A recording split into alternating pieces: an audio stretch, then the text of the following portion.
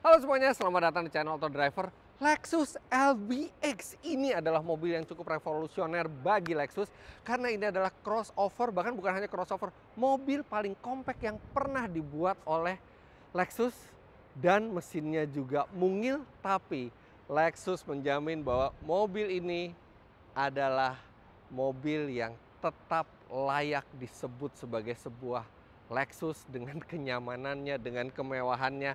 Dan saya berada di Spanyol untuk mencoba langsung mobil yang baru saja diluncurkan di dunia ini dan akan segera masuk ke Indonesia. Dan ini adalah review first drive dari Lexus LBX.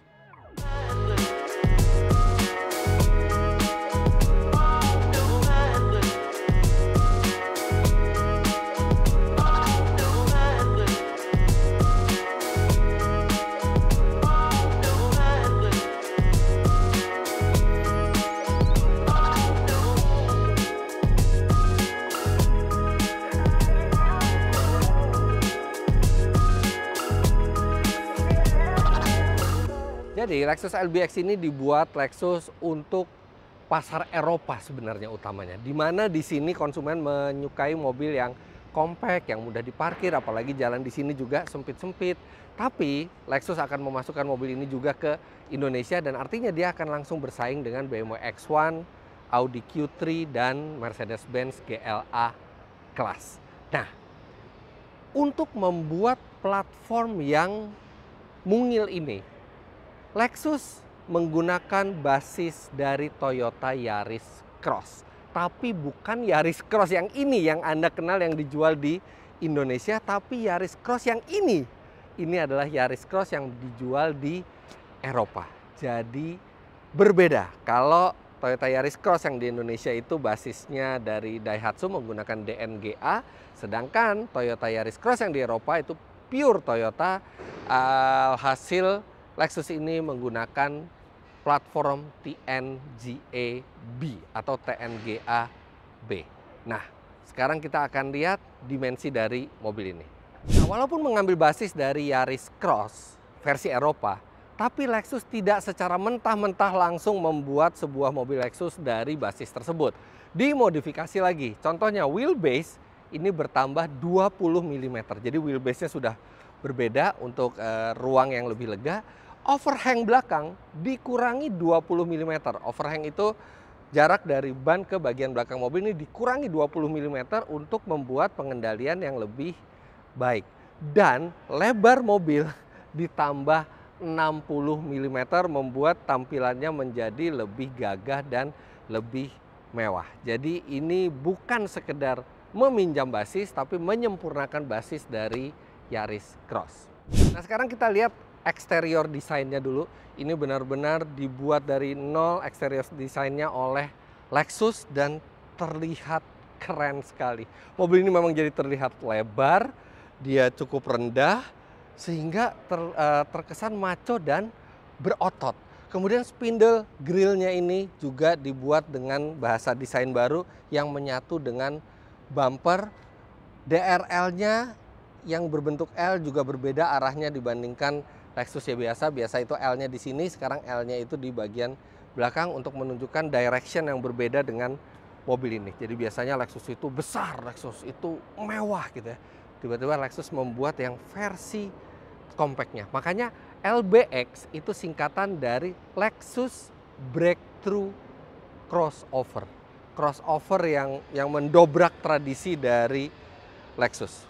Ini lampunya sudah LED, begitu juga dengan fog lamp-nya. Memang hanya satu mesin yang ditawarkan di Lexus LBX ini, tapi ini adalah mesin yang istimewa. Ini adalah mesin 1500 cc 4 silinder full hybrid. Tapi berbeda dengan mesin 1500 cc full hybrid yang ada di Yaris Cross Indonesia. Karena lagi-lagi ini mesinnya diambil dari Yaris Cross yang ada di Eropa. Kalau yang di Indonesia itu kodenya 2NR, sama seperti yang digunakan di Avanza Xenia tapi versi hybridnya. Sedangkan yang ini kodenya adalah M15A. Tepatnya itu M15A FXE tipe mesin ini. Jadi dia ada mesin bensin 4 silinder 1500 cc dan dibantu dengan motor listrik yang menggerakkan dua roda depan. Nah, tenaganya sendiri di sini mencapai 136 HP dan torsinya dari mesin bensinnya 120 Nm dan dari mesin listriknya itu 185 Nm. Yang membuat mobil ini diklaim oleh Lexus bisa melaju 0 sampai 100 km per jam dalam 9,2 detik. Dan itu angka yang cukup baik mengingat mesin ini pasti akan sangat-sangat hemat. Tapi nanti kita akan coba karena saya juga diberi kesempatan untuk nyetir mobil ini di Spanyol. Gearboxnya CVT dan itu menyalurkan ke dua roda depan, tapi ada satu versi lagi yang all-wheel drive. Nah, uniknya all-wheel drive-nya ini bukan secara mekanikal, tapi ada satu motor listrik lagi di belakang untuk menggerakkan roda belakang jika dibutuhkan. Namun untuk Indonesia, kita hanya memakai yang two-wheel drive. Yang all-wheel drive tidak akan masuk ke Indonesia dan saya rasa itu keputusan yang tepat ya, karena untuk yang all-wheel drive, akselerasinya justru lebih lambat, 0-100 9,6 detik karena memang ya tenaganya pas-pasan. Jadi mobil ini tidak bermasalah dengan traksi dan dengan hadirnya hanya varian front wheel drive itu membawa keuntungan di bagasi belakang. Sekarang kita lihat ke bagian samping. Di bagian samping dia sudah menggunakan velg 18 inci dengan ban 225/55 R18. Jadi ban 55 ini mestinya masih bisa memadukan antara pengendalian yang baik dengan kenyamanan juga yang baik karena dia tidak terlalu tipis. Nah, ini untuk penanda sebagai sebuah crossover, dia dilengkapi dengan over fender warna hitam. Serta kalau Anda bisa lihat di sini, ada sensor parkir di bagian samping mobil yang artinya dia sudah menggunakan parkir otomatis. Jadi memang unit yang kami review ini adalah tipe tertingginya dan ini yang akan masuk ke Indonesia, speknya mirip seperti ini. Warna ada macam-macam, ada yang single tone, ada yang dual tone seperti ini. Kemudian walaupun ini masuk di kelas yang paling terjangkau, yang ini harganya nanti akan yang paling terjangkau dari Lexus, tapi Lexus memasukkan sejumlah teknologi terbaru. Bukaan pintu misalnya tidak lagi ditarik seperti ini, tapi dia ada tombol di dalam, nah ditarik seperti itu. Jadi ini sudah seperti yang digunakan di Lexus RX terbaru, di Lexus RZ terbaru, bukan pintu seperti ini. Bagian belakang ini juga terlihat lekukannya itu berotot dan bagian belakang ini saya suka Lexus memindahkan plat nomor yang biasanya ada di atas, dia pindahkan ke bawah supaya logo Lexus ini atau tulisan Lexus ini lebih menonjol. Dan ini simple ya, hanya Lexus dan LBX. Dan ngomong-ngomong LBX ini adalah salah satu Lexus yang satu-satunya Lexus yang namanya itu 3 huruf setelah LFA. Jadi hanya LFA dan LBX yang namanya sama-sama 3 huruf dan tidak ada lagi angka di belakangnya. Biasanya kan ada RX 350, RX 450, UX 200, UX 300. Ini tidak, hanya LBX karena LBX juga hanya punya satu varian mesin. Nah, saya akan tunjukkan benefitnya. Kita buka dulu, dia sudah elektrik dan sama seperti Lexus lainnya sangat halus tailgate elektriknya ini. Nah, keuntungannya adalah dengan tidak adanya all-wheel drive, artinya tidak ada motor di belakang, bagasinya menjadi lebih luas sehingga bagasinya bisa mencapai 402 liter, sedangkan kalau misalnya memakai all-wheel drive, dia hanya 317 liter. Tanpa adanya motor listrik di belakang, bagasinya bisa direndahkan sehingga menjadi 402 liter. Nah, di bawah sini tidak ada lagi space yang bisa dipakai. Tapi kalau misalnya Anda ingin memperbesar space, Anda bisa melipat bangku belakang mobil ini 60-40. Tapi kita lipat memang dari depan seperti ini. Nah, seperti ini. Dia bisa 60-40, tidak rata memang. Karena dia kalau misalnya ada all-wheel drive-nya dia jadi rata, tapi karena nggak ada all-wheel drive jadi kita punya space-nya lebih ke bawah, jadi dia tidak rata, tapi minimal Anda bisa menambah kapasitas angkut dari barang. Kemudian ini partisi belakang ini juga sudah standar sehingga menjamin privasi dari barang-barang yang Anda simpan di bagian bagasi ini. Nah, ini ada satu lagi detail di bagian belakangnya. Yang keren adalah lampu belakang ini menyambung dari kanan sampai ke kiri, sehingga dan dia juga tidak lurus ya, membuat kurva sehingga menimbulkan efek yang sangat menarik pada saat berjalan di malam hari.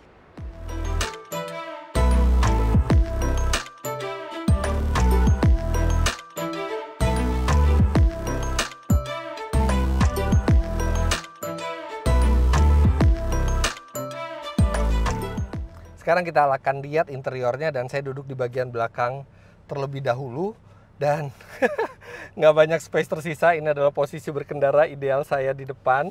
Saya tingginya 177 cm dan ya tinggal tersisa sedikit. Tapi yang bagus memang support ke pahanya ya. Jadi paha itu tersupport dengan baik dan akan lebih menyenangkan ketika melakukan perjalanan jauh. Kemudian ini sandarannya juga cenderung tegak, dia tidak bisa di reclining, tapi joknya empuk dan headroom ini masih lega di sini. Jadi bukan tempat yang paling lega di belakang ini, tapi minimal Anda mendapatkan 2 buah USB-C slot. Untuk armrest tidak ada, dan ini materialnya keren ya. Jadi materialnya campuran antara kulit dan alcantara. Dan ini bikin tampilannya itu jadi mewah, bahkan alcantaranya itu juga sampai ke sandaran tangan. Di sini memang materialnya masih keras, tapi yang lainnya benar-benar sangat berkelas. Dan di belakang memang bukan tempat yang paling lega ya, cenderung agak sempit. Tapi memang LBX dibuat bukan untuk tipikal pembeli Lexus biasanya yang duduk di belakang dengan supir di depan, tapi ini dibuat untuk Anda yang suka mengendarai mobil sendiri. Jadi walaupun di belakang nggak terlalu luas, tapi ini masih cukup memadai dan masih cukup mumpuni untuk perjalanan jauh dihuni orang dewasa. Tapi the best part dari mobil ini ada di bagian depan. Sekarang kita ke depan. Wow, ini di bagian depannya benar-benar istimewa. Ini totally Lexus, tidak ada Toyotanya sama sekali di sini. Dari mulai desainnya, dan kita tahu Lexus itu mendesain interior itu dengan konsep omotenashi. Omotenashi itu feels like home lah, hospitality-nya Jepang yang benar-benar bikin kita merasa nyaman. Dan ini lihat, dia pakai suede juga sama seperti yang tadi saya bilang, paduan antara kulit dan suede dengan jahitan-jahitan yang asli. Kemudian untuk posisi berkendara dan instrumen serta tombol-tombolnya menggunakan konsep Tazuna Design. Jadi semua ditempatkan sesuai dengan ergonomis manusia. Tidak ada tombol yang terlalu jauh untuk dijangkau. Lihat ini, tombol terjauh aja masih sangat mudah untuk dijangkau. Dan posisi mengemudinya wow. Karena untuk LBX ini Lexus merendahkan posisi duduknya sehingga seperti sedan, dan setir itu bisa diatur tilt dan teleskopik dengan jangkauan yang cukup luas sehingga menimbulkan posisi berkendara yang sempurna. Ini ergonomisnya, apalagi untuk di kelasnya, di kelas premium compact crossover ini. Nah, kemudian dia juga memiliki layar digital 12,3 inci yang resolusinya sangat bagus dan banyak sekali informasi yang bisa ditampilkan di layar instrumennya. Serta ini layar multimedianya tidak terlalu besar, tapi benar-benar rapi dan terasa mahal gitu di mobil ini. Dan walaupun semuanya sudah dengan sentuh, tapi tetap ada sejumlah tombol AC untuk mengatur beberapa pengontrolan AC dan suhu serta volume. Ini masih menggunakan tombol fisik yang mana itu menyenangkan, dan di bawah juga ada beberapa tombol fisik.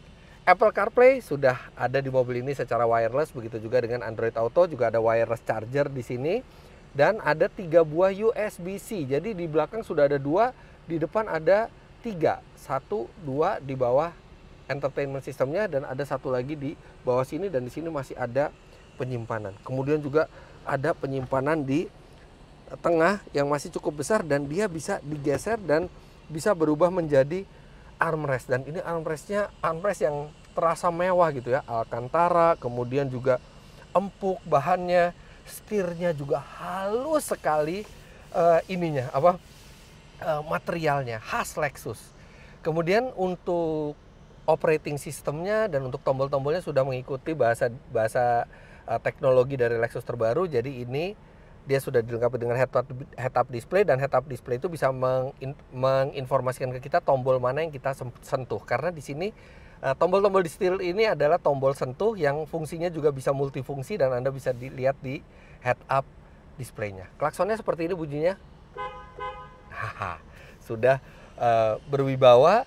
Bedanya dibandingkan Lexus yang di Indonesia, itu karena ini untuk pasar Eropa dia sennya di sebelah kiri. Kita belum tahu nanti untuk Indonesia mestinya sih di sebelah kanan ya.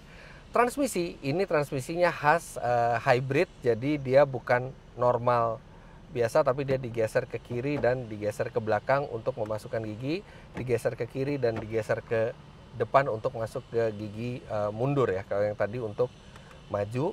Kemudian rem parkir sudah elektrik dengan auto hold, dan visibilitasnya menyenangkan, bahkan visibilitas belakangnya juga masih luas walaupun kacanya juga nggak terlalu besar di belakang. Jok sudah elektrik di sebelah kiri, sedangkan yang di kanan itu masih manual.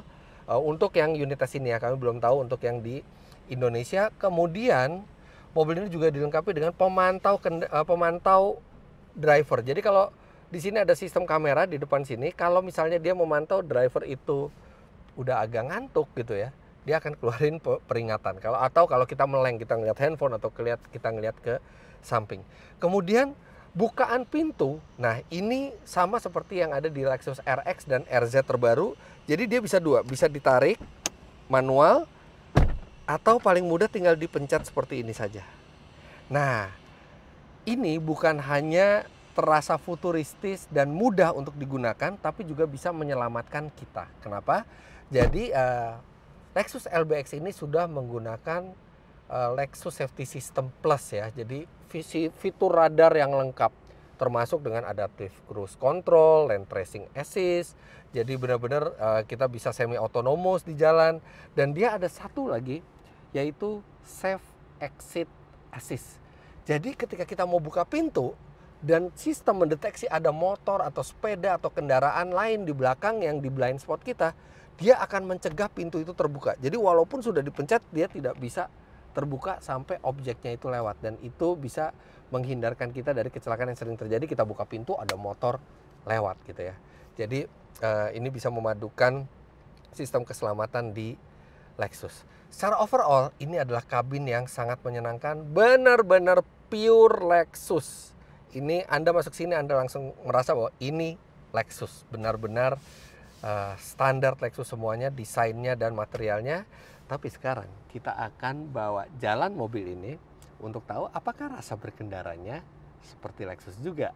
Jadi langsung kita menerjang jalanan di Valencia, Spanyol untuk langsung mencoba mobil ini.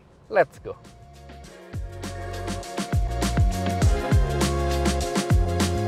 Begitu menjalankannya, terasa sekali kalau kualitas pengendaraan LBX benar-benar merefleksikan brand Lexus. Iya, mobil ini benar-benar terasa sangat solid semuanya.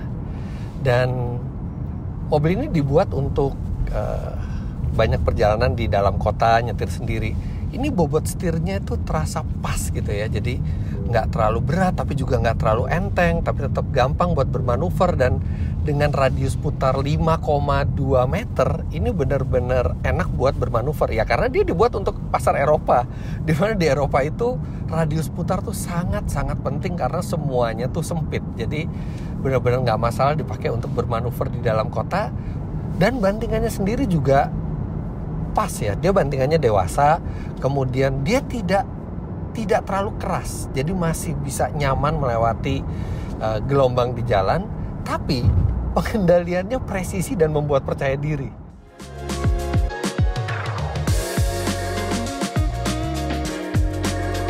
Ini adalah Lexus pertama yang menggunakan 3 silinder, dan Anda tidak akan menyadarinya sama sekali. Itu karena mesinnya lebih sering mati dibandingkan nyala.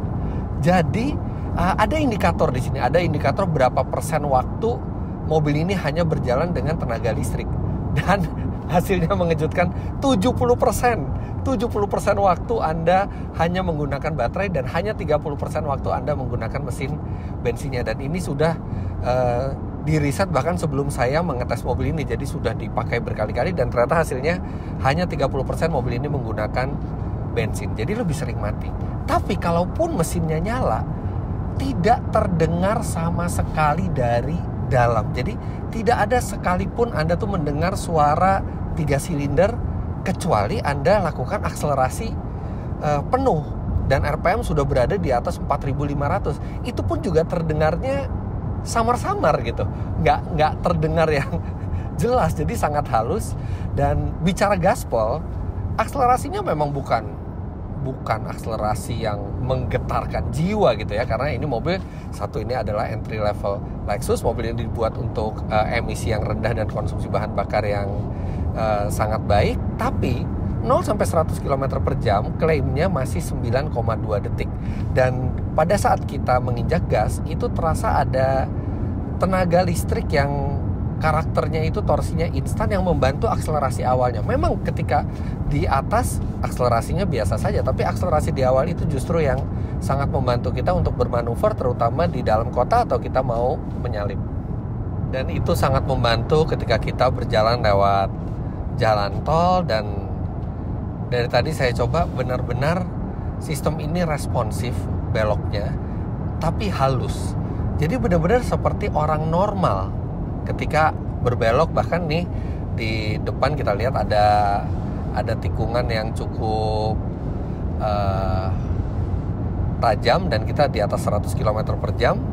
Saya akan lepas setir dan dia dengan mulus dia bisa mengikuti lajur gitu ya. Jadi benar-benar ini sistem yang sudah sangat cerdas, bisa melihat garis di jalan, serta dia juga dilengkapi dengan adaptive cruise control yang kita bisa atur jaraknya sehingga sangat rileks ketika di jalan jauh. Misalnya Anda lewat tol Trans Jawa, itu benar-benar sangat rileks. Walaupun sebenarnya sejatinya mobil ini dibuat untuk di dalam kota, tapi ternyata untuk perjalanan jauh juga masih sangat rileks.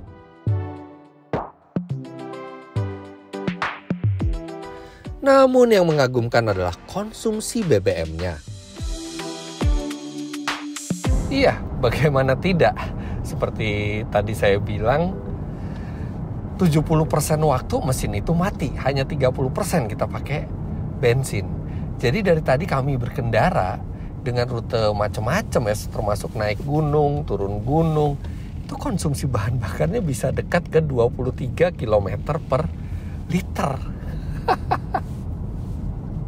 Itu kan luar biasa gitu. Dan memang ya, seperti saya sering bilang bahwa sistem hybrid yang dibuat oleh Toyota itu yang terbaik di dunia, karena risetnya sendiri bahkan sudah dimulai sejak 30 tahun yang lalu. Jadi benar-benar sangat efisien, benar-benar kemampuan meregenerasi energi dari kinetik ke listriknya itu sangat-sangat efektif. Makanya jangan kaget kalau mobil ini kapasitas tangkinya hanya 36 liter.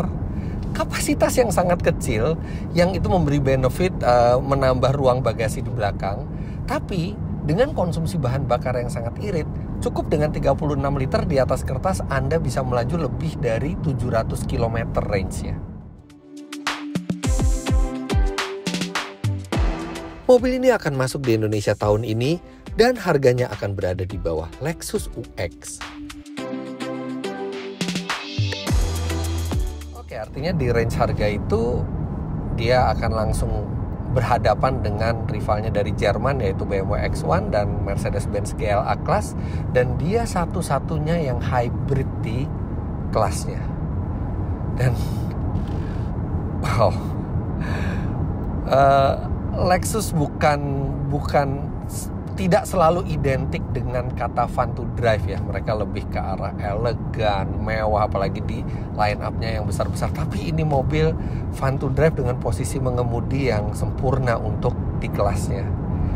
Bagian belakang memang bukan yang terlega Bahkan mungkin kalau Anda di atas 175 cm mungkin Anda akan merasa sedikit kecil space di belakang. Tapi memang mobil ini dibuat untuk Anda yang suka menyetir sendiri.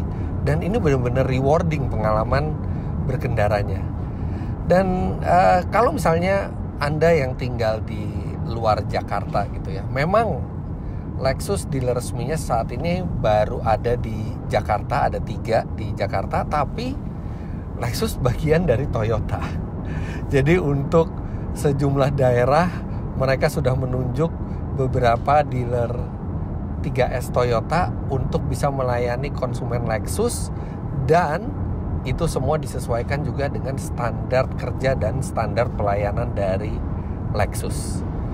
Dan walaupun ini nanti akan jadi Lexus yang paling terjangkau, jangan Anda lupakan satu keistimewaan memiliki Lexus, yaitu privilege parking privilege yang ada di mall-mall di kota-kota besar. Dan itu orang lain susah cari parkir, kita dengan mobil berlogo Lexus kita bisa parkir dengan mudah.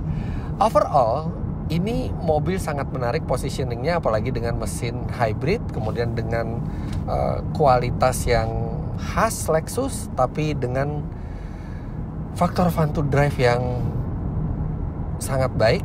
Benar-benar ini lawannya harus waspada, rivalnya harus waspada dengan mobil ini, dan rasanya nggak sabar nunggu mobil ini meluncur secara resmi di Indonesia.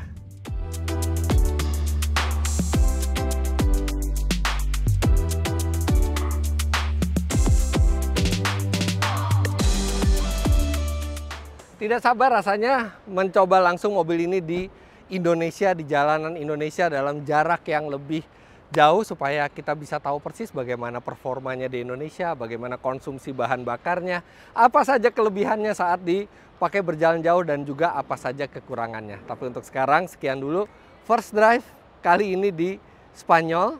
Jangan lupa Anda klik like bila menyukai video ini, komentar di bawah, dan subscribe ke channel Autodriver jika Anda belum. Main-main ke website kami di www.autodriver.com, serta download aplikasi kami Autodriver di Google Play Store. Terima kasih banyak Anda sudah menyaksikan. Sampai jumpa di video selanjutnya. Bye-bye.